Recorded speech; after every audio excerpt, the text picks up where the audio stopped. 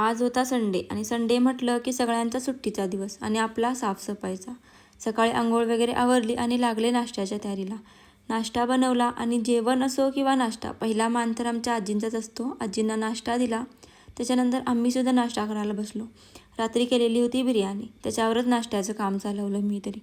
सगळ्यांचा नाश्ता वगैरे आवरला आणि ओटा स्वच्छ करायला घेतला. बाकीची कामं राहिली तरी चालतील, पण ओटा पहिला स्वच्छ लागतो आपल्याला. आता साफसफाईचा दिवस आहे म्हटल्यावर बेडशीट, उशीच्या कवर सगळ्या बदलून घेतल्या आणि उद्यापासून नवरात्री चालू. तर आज सगळ्यांची साफसफाई चालू होती. बघू शकता सगळ्यांच्याच ना स्लॅबवर अंथरुणं दिसत आहेत.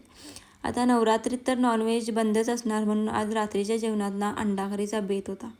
तर त्यासाठी अंडी उकडायला ठेवली होती आणि एका साईडला भातसुद्धा ठेवला होता.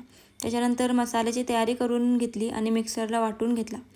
तोपर्यंत अंडीसुद्धा उकडलेली होती. मग पटापट अंडी सोलून घेतली आणि चाकूने असे कट्स पाडून घेतले.